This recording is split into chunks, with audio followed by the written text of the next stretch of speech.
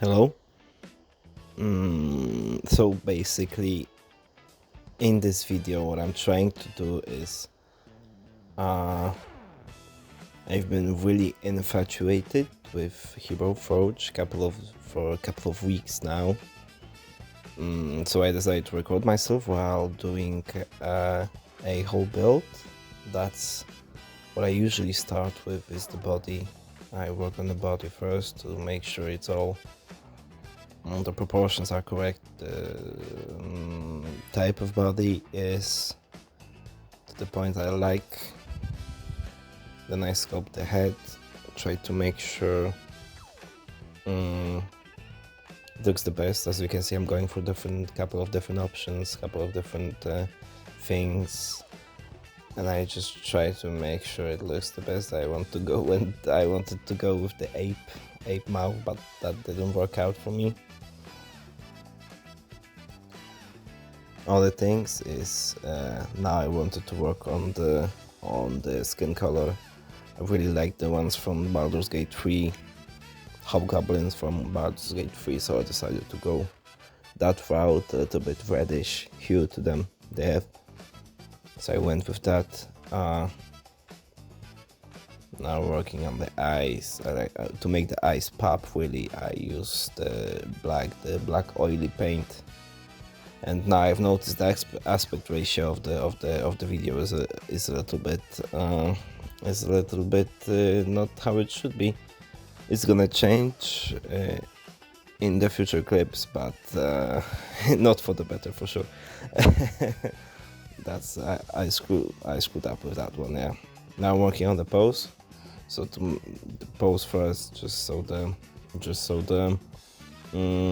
clothes and armor later fits way better when I have the pose already, so I don't have to move the armor along with that. I work on the pose now. Try to make sure it all aligns. I wanted to go for like a heroic stance here, so that's he's gonna be resting his hand on the pommel of the sword here, and he's gonna hold a shield now to move the head correctly, so it fits the pose as well. Now the eyes, to make them pop, I choose the gecko ones. The details on the face are really important, but I'm gonna work on that later. Now I'm going through probably the whole library of clothing items for the torso. Couldn't really decide what to choose. In the end, you'll see what I went with, like this very I'm gonna do like a really rusted chest plate that he's gonna have, like also like looks like used and stuff like that, because it's a hobgoblin. He doesn't use like oils for steel and stuff. That's what I reckon he would never do. Couldn't really decide. I went with what I knew and how they fit. I also didn't like that, so I decided to just kit bash it and go straight with it. There's a lot of work involved with the kit bashing to really make it pop and make it look the best you can, really. Yeah. And what I mean by that is that kit bashing really takes a lot of fitting and changing up. I really love how most of the clothes items have a lot of hooks that you can really move in a direction that really can hug the body correctly, how like real armor would.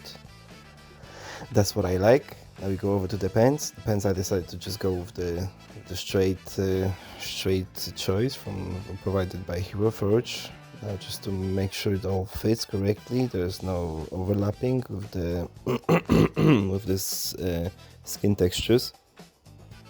But I've noticed some of the overlap later when I choose the pants. Decided to go with those ones because they look like knitted together, like different parts. I really like that. but some of it really clipped with the chest piece, so I decided to just use a belt that I'm gonna have to heavily kit bash also to fit on the body correctly. Now it's all done, I'm gonna get over to working on the cloth and on the belt, so that it hugs the body like a real belt would,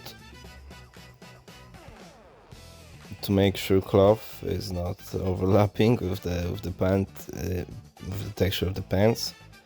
And yeah, basically this Hobgoblin is an idea that popped in my head because the party in my D&D campaign that I'm playing in really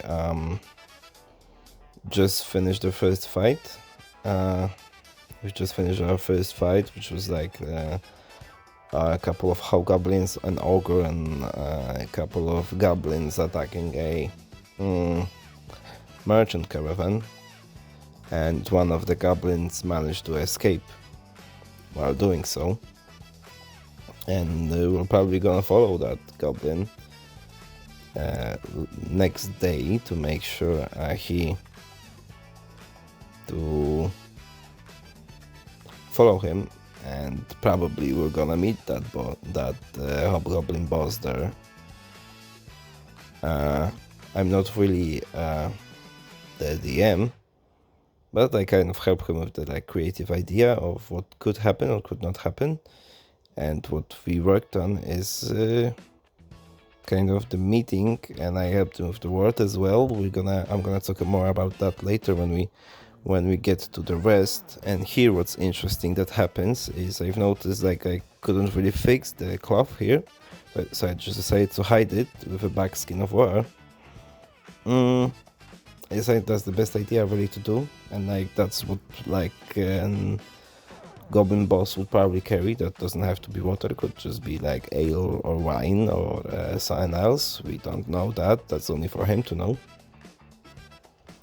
Now to carry over to the boots, I really wanted to go with the ones I use the most, but I decided to scrap that because yeah, I use them a lot, and sometimes you have to take something new and make it work. I decided to go with those boots. I flirted with an idea of some headpiece, but scrap that later.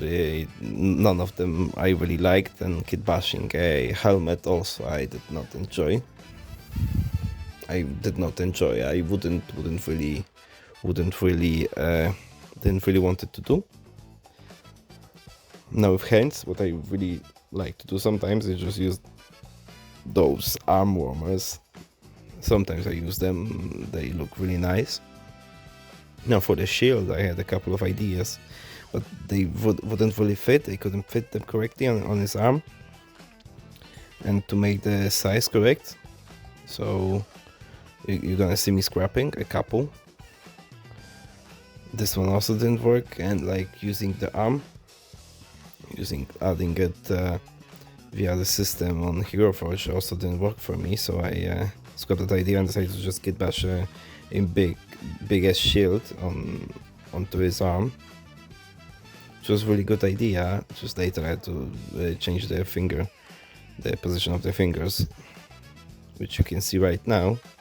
Later I'm just gonna make it a little more thin, as it seems a bit heavy to carry. Now the hair. Some people kit bash the hair with using horns. I didn't really like that.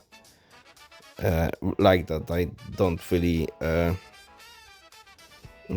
really like how the texture looks later. Now to work on the face details. The face details are really important to me. Same as the texture of the whole face. That should fit with how muscular his body is. He's like a warrior, so he should be a bit muscular at least.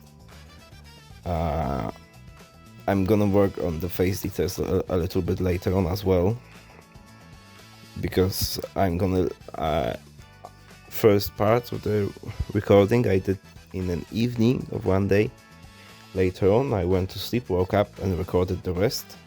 You can see the transition because I really came up with a couple of ideas later on when I woke up.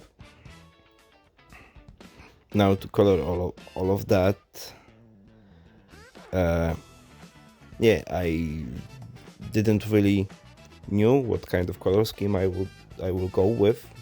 You'll see later on that it changed a bit to like a more crimson red that I chose. I think it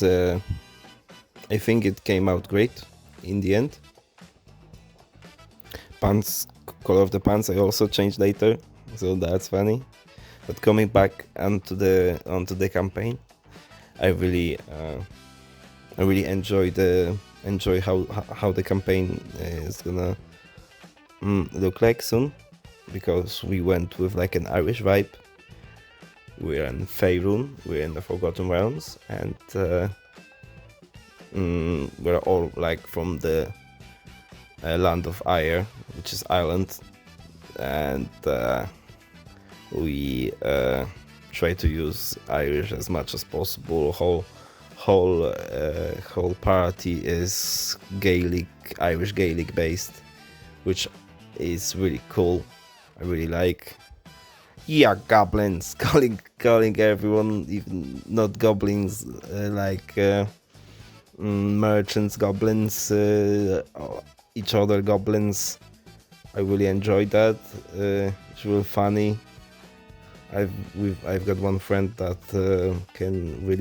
that plays a Bahat and can really do like a cool voice, and knows the IRA songs which he implements like in travel segments. Yeah, you can see now I really popped with the crimson color. Coming back to the belt, we popped with the crimson color. Now to get to the blade, I was really I wanted to kit bash like an interesting sword, but then the idea came up, hey, like he's just a hobgoblin, he wouldn't have like a really a cool forged sword that he would use. It's just something he got, something he probably looted off of somebody. So that's what I decided to go with. You can really see how the build is now coming together nicely.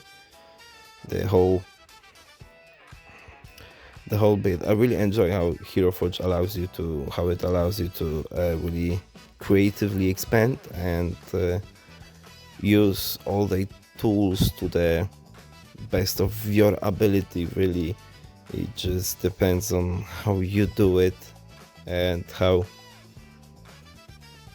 big of an imagination you have, I think.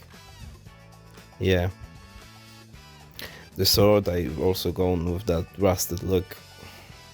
It's like a standard normal sword that you would probably like castle forged maybe, so like a better quality. That's what I envisioned at the time. Here, like to make the shield fit, I have to really I made it thinner, then I had to make it a bit wider just to make it pop. On the head, I wanted to do like a warp tie around his dreads to make it more realistic, so to say. But then after a while I realized while making his amulet that I could have just used the standard head tie, but I kit bashed the belt one. But screw it, it went around great. I really enjoyed I really enjoyed doing that, fitting it together, making sure it all fits, the tying at the back also. It's a little bit funky there at the back, but I tried to make it work, and I think I did, but it's still like a darker color, more similar to his hair, so it's not noticeable as much. Here I stopped for a second Now I'm working on the details of the head. I really like the details, how some of them really make the build look unique in its way, in its own way, of course. Now the details of the dirt, which I'm gonna have to scrap a little bit later, because they're gonna mess with my coloring. Yeah, I've been trying to add more details because I've noticed that I still have some slots to fill up. So the details around the eyes always make the face look more realistic to me, like to simulate the eye bags and stuff. Now the dirt on the armor, which is like a really good detail of showing like, hey, he's traveled, he's around the dirt a lot, so, and he doesn't wash, probably stinks. But yeah, that's how I envision that whole thing. I moved the dirt later on a little bit lower, which I think wasn't a best choice, but still looked alright, I guess. You're gonna see in a few minutes how that's gonna look. Now the position of the face, I really wanted him to be like in gnarly, like angry, like in preparing to battle. That's really nice. The teeth are also really important. Here I've noticed that the cape is clipping a little bit, so I had to move that as well, so it looks nice. Those details you really spot after a while. At least that's how it is for me. The details, I just have to let the model marinate for like a night, then I wake up, I take a look at it, and I can really see the details that I've missed and work on them. The cape, I also decided to put a little bit dirt onto us. Yeah, he's walking around. Here's when I decide to name him Bungabix. Bungabix, I really like that name, it just popped into my head and I decided to roll with it. Now is when I've changed the recording style I used, and I worked on the details of the hair that was a little bit clipping in onto the cape, and I decided to change a bit the position of the chest piece, because when I looked at it I thought he looked a little bit naked around the shoulder. His left shoulder should have some armor on, as the shield guards the right one, so it's not really necessary on the right shoulder, but the left shoulder I really wanted to put something there as some like bit of protection. I went with like a gold head or a ram head on top of his shoulder, which really gives him that tribal look, which I really liked.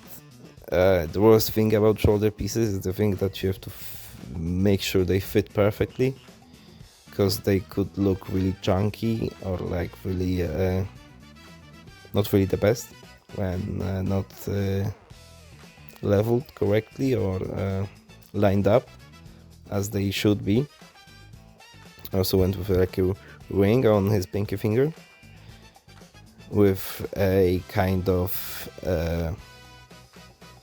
gem that I told my GM would be like a good idea for a campaign. Like a gem, new kind of gem, which I wanted to name Rotist. So we had no idea for the gem name, but that's the color of the gem, like really pinkish red, really shiny.